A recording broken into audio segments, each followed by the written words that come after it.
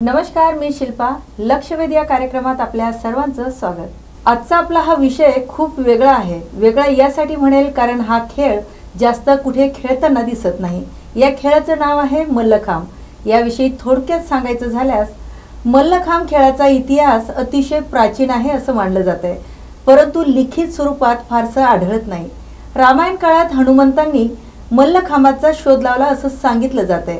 सोमेश्वर चालुक्याने सन 1935 मध्ये लिहिलेल्या मानसोल्लास या ग्रंथात मल्लखांब खेळाचं वर्णन आढळतंय. आता हा खेळ फारसा प्रचलित नाही, पण महाराष्ट्राच्या मातीतील हा खेळ असून या खेळाची परंपरा जपून वसाहत चालवण्यासाठी जणू जन्म झाला की काय असा एक गिरण गावातील सर्वसामान्य घरातील मुलगा, ज्याने 2011 मध्ये जी मराठी वाहिनीवर झालेला मराठी पाऊल पडते पुढे या कार्यक्रमाचा तो महाविजेता आहे. त्याचबरोबर इस्रायल, स्पेन आणि फ्रान्स या देशातील नागरिकांना मल्लखांब खेळाचं महत्त्व सांगून तिथे जाऊन प्रात्यक्षिक आणि मल्लखांब खेळाचा प्रसारही केलाय.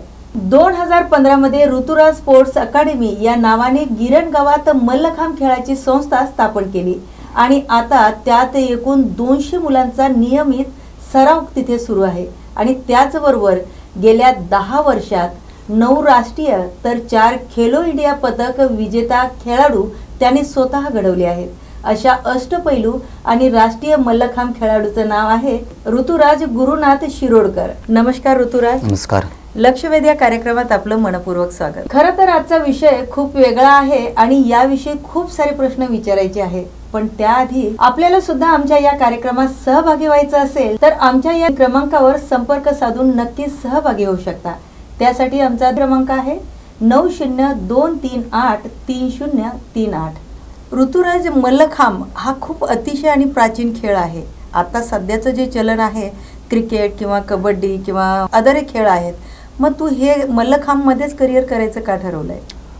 खरं सांगायचं झालं तर 2007 साली आमच्या गिरण गावात प्रथमच मल्लखांब ह्या खेळाचं शिबिर भरवलं होतं आणि लहानपणापासूनच झाडावर चढायची हौस होती किंवा इतर मैदानी खेळ खेळायची हौस भरपूर होती. म्हणून घरातल्यानी वेळेचा आणि चांगल्या मार्गाला हा लागू दे याचा जो उत्साह आहे तो चांगल्या मार्गाला लागावा म्हणून घरातल्यांनी त्या शिबिरात माझा सहभाग करून दिला. त्या शिबिरात सहभाग घेतल्यानंतर माझे जे गुरु होते मिहीर खेडेकर, त्यांनी माझं मल्लखांब खेळातील जे प्रावीण्य होतं ते त्यांना इतकं आवडलं की त्यांनी मला नियमित सराव करण्यासाठी भाग पाडलं आणि तेव्हापासून माझी ही जर्नी जी आहे, माझा सराव जो आहे तो 2007 पासून सुरू झाला. पण तू असं म्हणजे ह्या खेळाला सुरुवात 2007 पासून केलं, पण आतापर्यंत कुठपर्यंत खेळत गेलास? कोणत्या राज्यस्तरीय, कुठे बाहेर गावी? मी स्वतः मल्लखांब या खेळाचा राष्ट्रीय खेळाडू आहे. त्यानंतर अनेक स्वप्न होती. शिवछत्रपती क्रीडा पुरस्कार मिळवायचा होता, अर्जुन पुरस्कार मिळवायचा होता, पण इंजुरीमुळे मला ते स्वतः मिळवता आलं नाही. त्याचे एक खंत आहे मला, पण मला जमलं नाही. पण ते आपल्या गिरण गावातील अनेक होतकरू मुलं आहेत, त्यांनी हे मिळवावं अशी माझी इच्छा होती. म्हणून 2015 साली मी ऋतुराज स्पोर्ट्स अकॅडमी या नावाने मल्लखांबाची संस्था सुरू केली आणि प्रशिक्षक म्हणून माझा प्रवास मी ऑफिशियली सुरू केला. खूप छान. ही समर्पित भावना सगळ्यात असायला पाहिजे. हो. पण हा खेळ जर भारतातला आहे, आपल्या महाराष्ट्राच्या मातीतला आहे, मग तो इस्रायल किंवा स्पेन किंवा अदर देशामध्ये याचा प्रसार केलाय, राईट? म्हणजे का भारत सोडून बाहेरच्या देशामध्ये करण्याचा काय उद्देश होता? काय खरं म्हणायला गेलात तर मल्लखांबाच्या जिल्हास्तरीय स्पर्धा होतात, राज्यस्तरीय स्पर्धा होतात आणि राष्ट्रीय स्पर्धा होतात. राष्ट्रीय स्पर्धा खेळल्यानंतर पुढे स्पर्धाच नसते. तर आमचा एक असा हेतू आहे की मल्लखांब हा लवकरात लवकर ऑलिम्पिकला जावा आणि ऑलिम्पिकला जर मल्लखांब हा खेळ गेला तर भारताला निश्चितच पहिलं सुवर्ण पदक आणि त्याच्या पुढील अनेक सुवर्ण पदक मिळतील. पण दुर्दैवाची गोष्ट अशी आहे, इतर जे देश आहेत त्यांनी अजूनपर्यंत या खेळाला स्वीकारलं नाहीये. म्हणून इतर देशांमध्ये जाऊन मल्लखांब हा खेळ नक्की काय आहे, याचे फायदे किती आहेत, याची आवड त्यांना निर्माण व्हावी म्हणून माझे दौरे प्रत्येक देशात सुरू असतात. इतर मुलांना घेऊन? हो, आमचा स्वतः एक संघ आहे प्रशिक्षकांचा, मल्लखांब आर्टिस्ट इंडिया टीम नावाचा. आम्ही आतापर्यंत अनेक देशात जाऊन मल्लखांब खेळाची माहिती दिली आहे, त्यांना प्रशिक्षण देखील दिलं आहे आणि लवकरात लवकर आमची अशी इच्छा आहे की हा खेळ ऑलिम्पिकला यावा, त्यासाठी आमचे प्रयत्न देखील अनेक सुरू आहेत. पण आपला भारत सरकार या गोष्टीला म्हणजे या खेळाला सपोर्ट करते, जे विदेशात तुम्ही खेळायला जाता ते? नाही, आता विदेशात आम्ही जे जातोय, इतर देशांमध्ये जातोय, तो स्वखर्चाने आम्ही जातोय. आम्ही भारत देशाकडून किंवा भारत सरकारकडून आम्ही काही पैसे किंवा काही याबाबत घेत नाही. ही आमची आवड आहे. आम्ही आता मी स्वतः इंजिनिअरिंग डिप्लोमा केला आहे. मी स्वतः 9 to 6 जॉब करतो आणि फावल्या वेळेत मी संध्याकाळी 6 ते 10 ह्या वेळेत मी मुलांना प्रशिक्षण देतो. ही आवड आहे. म्हणजे 9 to 6 जॉब केल्यानंतर काम केल्यासारखं वाटत नाही, पण संध्याकाळी मैदानात जेव्हा जाऊन मातीचा स्पर्श आपल्या पायाला होतो तेव्हा माझा दिवस भरला गेला असं मला वाटतं. खूप छान भावना आहेत ह्या खेळाविषयी. ऋतुराज, 2011 मध्ये झी मराठीतर्फे जे आयोजित झालेला कार्यक्रम होता मराठी पाऊल पडते पुढे, या कार्यक्रमाचा तू महाविजेता आहेस. तर या कार्यक्रमाद्वारे काही फायदा झालाच काय पुढे? नक्कीच फायदा झाला. प्रथमतः आपले जे प्रेक्षक आहेत त्यांना मी सांगू इच्छितो, मराठी पाऊल पडते पुढे हा जो कार्यक्रम होता, हा कार्यक्रम स्वर्गवासी नितीन चंद्रकांत देसाई यांनी हा कार्यक्रम आयोजित केला होता.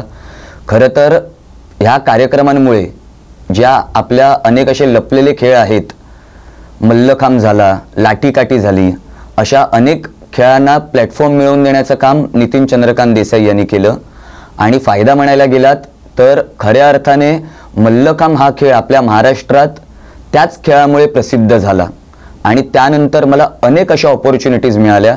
त्यानंतर कलर्स या वाहिनीवरील झालेल्या इंडियाज गॉट टॅलेंट ह्या खेळात देखील मी फायनलिस्ट होतो आणि त्यामुळे माझे कॉन्टॅक्ट सुद्धा चांगले झाले आणि मुलांना मल्लखांब खेळ म्हणजे नक्की काय हे मुलांना समजलं आणि त्यांचे पालक देखील आवर्जून या खेळासाठी प्रशिक्षण द्यावं म्हणून आमच्याकडे यायला लागले. खूप छान भावना होत्या ह्याच्यामध्ये. पण 2015 मध्ये ऋतुराज स्पोर्ट्स अकॅडमी या संस्थेची जेव्हा स्थापना केली आणि त्यात 200 मुलं सहभागी होऊन आता त्यांचा सराव चालू आहे, तर यापुढे काय विचार आहेत की काय मुलांनी पुढे जावं, काय भावना आहे आणि सरकारकडून काय अपेक्षा आहे याविषयी? नक्कीच. आता एक दुर्दैवाची गोष्ट सर्वांना सांगावीशी वाटते. मल्लखांब ह्या खेळाचा जन्म महाराष्ट्रात झालाय, पण आपल्या महाराष्ट्र राज्याला या खेळाचं महत्त्व अजून समजलेलं नाहीये.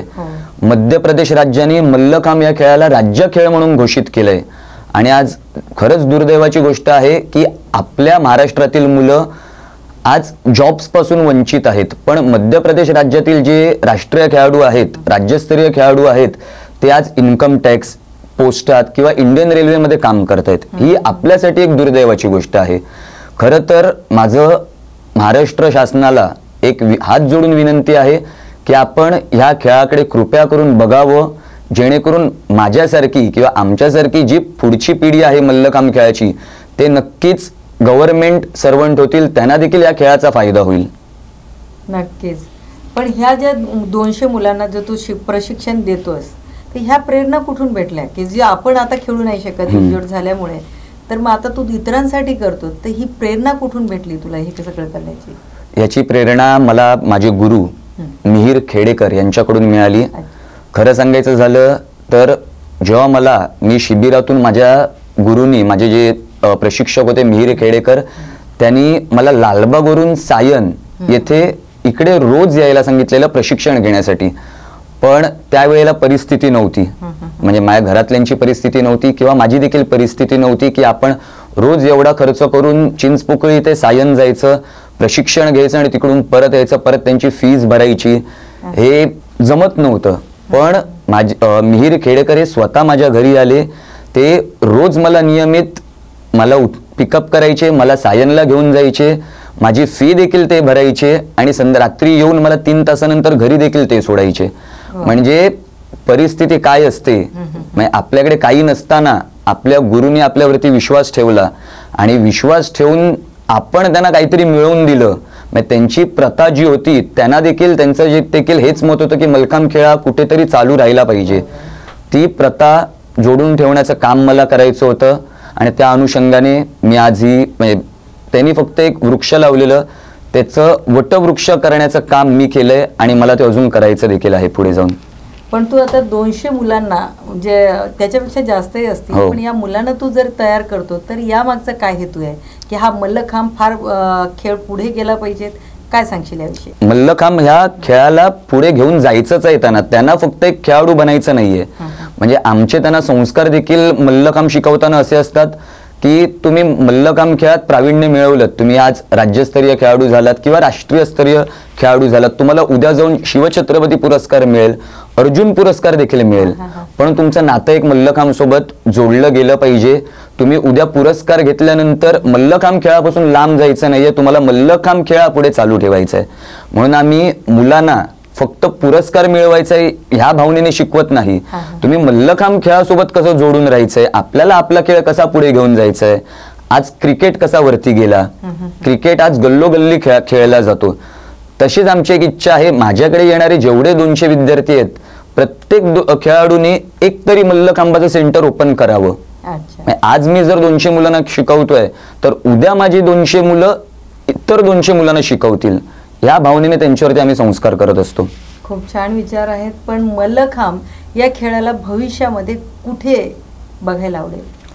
आता मल्लखांब या खेळाला ऑलिम्पिकमध्ये बघायचं आहे, ही माझी प्रामाणिक इच्छा आहे. आणि अजून एक इच्छा म्हणायची झाली, मल्लखांब जसं ऑलिम्पिकला जाईल, ऑलिम्पिकला गेल्या गेल्या पहिलं भारताला सुवर्ण पदक हे भारताचं असेल आणि ते आमच्या संस्थेतलं असेल, अशी माझी इच्छा आहे. खूप छान भावना आहेत. पण तू गेल्या 10 वर्षात 9 राष्ट्रीय आणि 4 खेलो इंडिया विजेता असे खेळाडू तू तयार केले. काय उद्देश होता या मागचा? उद्देश म्हणजे माझी इच्छा खरंच होती की जे माझ्याकडनं नाही झालं, इंजुरीमुळे मला शिवछत्रपती पुरस्कार मिळवता नाही आला, प्राप्त करता नाही झाला, पण माझ्याकडे सराव घेणारी जी मुलं आहेत त्यांनी हे नक्कीच मिळवावं. म्हणजे त्यांच्या आनंदात त्यांना जेव्हा मी छत्रपती पुरस्कार हातात घेताना बघेन तेव्हा मला असं वाटेल की माझं स्वप्न मी कुठेतरी पूर्ण केलंय. खूप छान. पण इतके सारे मुलं तू तयार करतो तर याचं श्रेय कोणाला देणार? उत्तेजित होऊन किंवा प्रेरित होऊन जे तू करतोस काम, ते याचं श्रेय कोणाला देणार? याचं श्रेय म्हणायला गेलात तर त्यांच्या पालकांना आहे. आज तुम्हाला देखील माहिती आहे मोबाईलचं युग सुरू झालंय. आज लहान मुलं 3 वर्षापासून मुलगा जेवत नसेल तर घरातले हातात मोबाईल देतात, रील्स बघायला लावतात आणि मग नंतर मुलगा जेवायला लागतो. या मोबाईलच्या युगात माझ्याकडचे जे पालक आहेत त्यांनी मुलांना मोबाईल बाजूला सारून मैदानात पाठवणं ठरवलं आणि माझ्याकडे पाठवलं, म्हणून सर्व श्रेय त्या पालकांचं आहे. नक्कीच नक्कीच खूप छान विचार आहेत. खरं तर खूप सारे प्रश्न आहेत आपल्याला ऋतुराजला विचारायचेच आहेत, पण आता वेळ झाली आहे छोट्याशा विश्रांतीची. कुठेही जाऊ नका, लगेच परत येतोय. पुन्हा एकदा स्वागत आपलं लक्षवेधी या कार्यक्रमात. आणि आज आपल्या सोबत आहे राष्ट्रीय मल्लखांब खेळाडू ऋतुराज शिरोडकर. ऋतुराज, पुन्हा एकदा आपलं स्वागत या कार्यक्रमामध्ये. विजेता मुलांना जे राष्ट्रीय पारितोषिक भेटलेले आहेत यांना स्कॉलरशिप मिळते का? हो. आणि काय स्वरूपात असते? स्कॉलरशिप रोख स्वरूपात असते मुलांना. आता ते मेडलवरती डिपेंड असतं. जर सुवर्ण पदक मिळालं तर एका सुवर्ण पदकामागे मुलांना 5 लाख रुपयाचं स्कॉलरशिप मिळते. रौप्य पदक मिळालं तर 3 लाख रुपये मिळतात आणि कांस्य पदक असेल तर 2 लाख रुपये मिळतात. म्हणजे हे खरंच मोदी सरकार आल्यापासून ही एक चांगली गोष्ट झालेली आहे. खेलो इंडिया सारख्या स्पर्धा व्हायला लागल्या आहेत, त्यामुळे मुलांना खरंच चांगलं म्हणजे मुलांसाठी रोख स्वरूपात पैसे प्राप्त होतात. त्यामुळे पालक देखील आवर्जून मुलांना मल्लखांब या खेळात ठेवायला लागलेत. ते खरंच चांगलं झालंय. पण या व्यतिरिक्त आणखी सरकारने काहीतरी करावं या मुलांसाठी, मल्लखांब या खेळासाठी काय अपेक्षा आहे? अपेक्षा म्हणायला गेलात तर माझी जी संस्था आहे ती मुंबई सारख्या शहरात आहे. आता मुंबईमध्ये 10 फूट जागा जरी घ्यायची झाली तरी त्याचे भाव किती आहेत ते सर्वांना चांगलेच माहिती आहेत. आज 200 विद्यार्थ्यांना शिकवायचं म्हणजे मला मोठी जागा घ्यावी लागते आणि ती मोठी जागा जर घ्यायची असेल तर मुलांकडनं फी स्वरूपात जे पैसे येत नसतील त्याहून दुप्पट पैसे आम्हाला जागेसाठी मोजावे लागतात. म्हणून महाराष्ट्र शासनाकडे आणि सरकारकडे, भारत सरकारकडे एकच निवेदन आहे, एकच मागणी आहे की आपण जर आम्हाला जागा मिळवून दिलीत, आज काही नसताना आम्ही जर 9 राष्ट्रीय खेळाडू, 4 खेलो इंडिया पदक खेळाडू, तसेच मिनी ऑलिम्पिक सारखी जी स्पर्धा झाली त्या मिनी ऑलिम्पिकमध्ये पहिला सुवर्ण पदक विजेता खेळाडू हा आपला होता. जर तुम्ही आम्हाला जागा दिलीत आणि फॅसिलिटीज जर दिल्यात तर नक्कीच म्हणजे असे विद्यार्थी आम्ही घडवू की पुढे जाऊन जितक्या स्पर्धा होतील त्या सर्व स्पर्धांमध्ये आपल्या संस्थेचं नाव झळकेल, आपल्या मुंबई शहराचं नाव झळकेल. खूप छान. असं सरकारने नोटीस केलं पाहिजे हे सगळं. पण हा जो खेळ आहे हा महाराष्ट्राच्या मातीतला आहे. बरोबर. पण मध्य प्रदेश या राज्याने त्याला राज्य खेळ म्हणून मान्यता दिली, आपल्या महाराष्ट्राने नाही. तर ही खंत वाटते का कुठेतरी? नक्कीच ही खंत म्हणजे आधीपासून मनात राहिलेली खंत आहे ही. म्हणजे ह्या खेळाचा जन्म झालाय महाराष्ट्राच्या मराठी मातीत. हो हो. आपल्या राज्यात या खेळाचा जन्म होऊन सुद्धा आपल्या राज्याने पाहिजे तसं महत्त्व या खेळाला दिलं नाहीये. पण मध्य प्रदेश सारखं राज्य त्यांना या खेळाचं महत्त्व समजलंय आणि त्या राज्याने या खेळाला राज्य खेळ म्हणून घोषित केलंय. आणि आज माझे जे मित्रमंडळी असतील म्हणजे जे माझ्यासोबत मल्लखांब खेळायचे ते आज इन्कम टॅक्समध्ये कामाला आहेत, ते आज रेल्वेमध्ये कामाला आहेत. म्हणून ही खंत नक्कीच आहे मनात. म्हणून अशी एक विनंती आहे की महाराष्ट्र राज्याने आपले डोळे उघडावेत आणि कृपया आपल्या खेळाला राज्य खेळ म्हणून घोषित करावं. नक्कीच. खूप छान. पण मल्लखांब हा खेळ महाराष्ट्र शासनाने राज्य खेळ हा घोषित करावा आणि याचा उद्देश काय आहे की बाकी मुलांनी कुठपर्यंत खेळायला जावं किंवा देश विदेशामध्ये, काय वाटतं याविषयी? जर आपण आपल्यापासून जर सुरुवात केली, आपण जर आपल्या महाराष्ट्र राज्याने जर ह्या खेळाला महत्त्व दिलं तर आपण इतर राज्यांकडे किंवा इतर देशांना आपण सांगू शकतो. नाहीतर उद्या जाऊन कसं होईल, आम्ही जातोय इस्रायलमध्ये मल्लखांब शिकवायला आणि त्यांनी जर माहिती काढली आणि त्यांनी आपल्याला जर उलटा प्रश्न विचारला की तुमच्या राज्यात या खेळाचं महत्त्व किती आहे, मग तिकडे आम्ही तोंडावर पडल्यासारखे होऊ. म्हणून आपण आपल्यापासून अगोदर सुरुवात करावी, आपल्या राज्याने या खेळाला राज्य खेळ म्हणून घोषित करावं. अच्छा, मल्लखांब खेळामध्ये द्रोणाचार्य हा पुरस्कार किती महत्त्वाचा आहे? द्रोणाचार्य पुरस्कार म्हणजे हा भरपूर महत्त्वाचा आहे. द्रोणाचार्य पुरस्कार त्यालाच मिळतो जो अतुलनीय कामगिरी करून अनेक राष्ट्रीय आणि आंतरराष्ट्रीय खेळाडू घडवतो. आणि द्रोणाचार्य पुरस्कार हे नक्कीच स्वप्न आहे.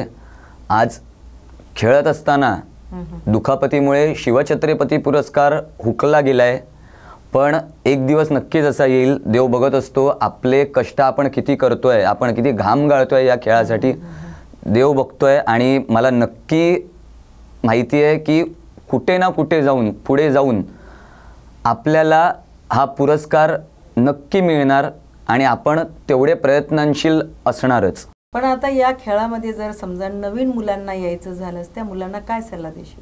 मी त्यांना सल्ला देण्या अगोदर त्यांच्या पालकांना पहिला सल्ला देईन की मुलांना तुम्ही प्रथमतः मोबाईलपासून लांब ठेवा. दुसरी गोष्ट, जर तुमच्या मुलांना तुम्हाला जर त्यांची शरीरयष्टी जर चांगली ठेवायची असेल तर मी असं नाही म्हणत आहे मल्लखांब खेळामध्येच मुलांना टाका. आज अनेक मैदानी खेळ आहेत, तुम्ही कोणताही मैदानी खेळ निवडू शकता. पण मुलांना मैदानापासून मोबाईलच्या दुनियेपासून लांब ठेवून मैदानात उतरवणं गरजेचं आहे. म्हणून तुम्ही मुलांना मोबाईलपासून लांब ठेवा आणि मैदानात उतरवा, हा एक सल्ला असेल पालकांना. खूपच छान. पण ऋतुराज, आपण हा मल्लखांब याविषयी आपल्या प्रेक्षकांना खूप महत्त्वाचे आणि विस्तृत मार्गदर्शन केल्याबद्दल आणि इथे आल्याबद्दल खूप मनापासून धन्यवाद. अलीकडच्या वर्षात मल्लखांबाला आंतरराष्ट्रीय स्तरावर मान्यता मिळाली आणि जगभरातील प्रेक्षकांनाही त्यांची ओळख झाली. विविध आंतरराष्ट्रीय जिम्नॅस्टिक आणि ॲक्रोबॅटिक्स स्पर्धेमध्ये या खेळाचा समावेश झाल्यामुळे भारतीय खेळाडूंना जागतिक स्तरावर स्पर्धा करण्यासाठी नवीन दरवाजे उघडले आहेत. आशा करते आपल्या या मुलाखतीद्वारे आपल्या खेळाडू प्रेमींना आणि त्यांच्या बऱ्याच प्रश्नाचं निरासन झालं असेलच. चला तर मग पुन्हा भेटूया नवीन विषय घेऊन पुढील भागात. तोपर्यंत पाहत राहा न्यूज मराठी 24/7. नवा भारत, नवा विचार. नमस्कार.